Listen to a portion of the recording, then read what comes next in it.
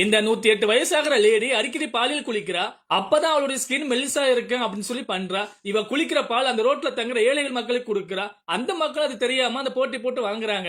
அழகா இருக்கிற சின்ன பெண்ணுங்களுடைய உடல் எல்லாத்தையும் பயன்படுத்தி இவளுடைய வயசை குறைக்கிற மாதிரி காட்டிக்கிறா. அப்ப ஒரு ராஜா அவளுடைய அழகுல மயங்கி அவளை கல்யாணம் பண்ணிக்கிறாரு. முதல் இரவு அன்னைக்கு அந்த ராஜாவை கத்தியால குத்தி சாகடிக்கிறா. அன்னைக்கு நைட்டு கோட்டையோட கதவை திறந்து தன்னுடைய ஆட்களை எல்லாத்தையும் உள்ள விடுறா. கொஞ்ச காலத்துல தன்னுடைய நாட்டுக்கே ராணி ஆகுறா.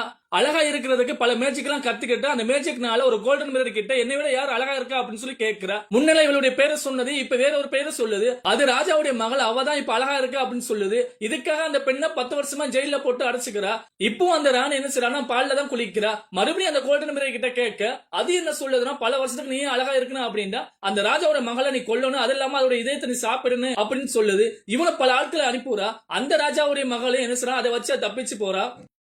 இந்த ஒரு அழகான பொண்ணு குளிச்சுட்டு ட்ரெஸ் மாத்திட்டு நிக்கிறா. இந்த ஹீரோ சந்தோஷமா அவளை பார்த்துட்டே இருக்கான். அடுத்த நிமிஷத்துல அண்டர்வேரை கழட்டி அவன் மேல தூக்கி போடுறா. இவன் அதை கையில எடுத்துட்டு சைஸ பார்த்துட்டு வேந்து போய் நிக்கிறான். இதுக்கு முன்னாடி என்ன ஆச்சுன்னா, ஹீரோவுக்கு அவருடைய ஃப்ரெண்டு இத மாதிரி ஒரு பவரை கொடுத்துட்டாங்க.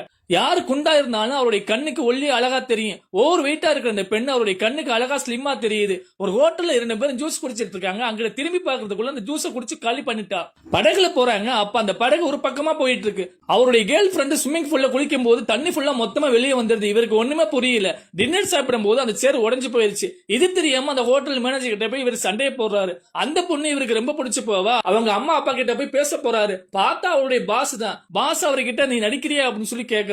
இவருக்கு இந்த மாதிரி இருக்கிறது அவருக்கு தெரியவே செய்யாது. ஹீரோவுக்கு ஒண்ணுமே புரியல. அடுத்த நாள் அவருக்கு பதவி உயர்வு கிடைக்குது. இந்த பொண்ணு தான் கல்யாணம் பண்ண போறோம் அப்படின்னு சொல்லி எல்லாருக்கிட்டையும் சொல்றாங்க. எல்லாருமே இவர் அதிர்ச்சியா பாக்குறாங்க. இவருடைய ஃப்ரெண்டு மறுபடியும் அந்த பவரை ரிமூவ் பண்ண உடனே இவருக்கு அழகா தெரிஞ்ச பொண்ணு எல்லாமே அழகா தெரியவே இல்லை. இந்த ஒரு கிராமத்துல எல்லாமே வித்தியாசமா இருக்குங்க. அந்த கிராமத்துக்கு வர்ற வழியில நிக்கிற மரத்துக்கு எல்லாமே எல்லோ கலர் பெயிண்ட் அடிக்கிறாங்க. அது மட்டும் இல்லாம ஒரு நாளைக்கு 3 தடவை பெயிண்ட் அடிக்கிறாங்க. ரெட் கலர் ஏதாவது தெரிஞ்சு அது புடுங்கி மண்ணுக்குள்ள புதைச்சு வச்சிருவாங்க. அந்த கிராமத்து வெளியே நடமாடும் மான்ஸ்டர் இருக்கு அப்படின்னு சொல்லி நினைச்சுக்கிறாங்க.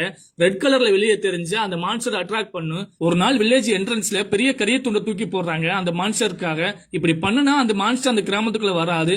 பல நாட்களாக அந்த கிராமமே சந்தோஷமா வாழ்ந்துட்டு இருக்காங்க. அந்த கிராமத்துல வாழ்ற ஒரு நபர் ஊருக்கு வெளியே தெரிஞ்ச ரெட் கலர் செடியை புடுங்கிட்டு ஊருக்குள்ள கொண்டு வர்றான். அன்னைக்கு நைட் அந்த மான்ஸ்டர் ரெட் கலர் ட்ரெஸ் போட்டு ஊருக்குள்ள வந்திருக்கு. உடனே ஊர்ல இருக்கிற எல்லாத்தையும் அலர்ட் பண்றாங்க.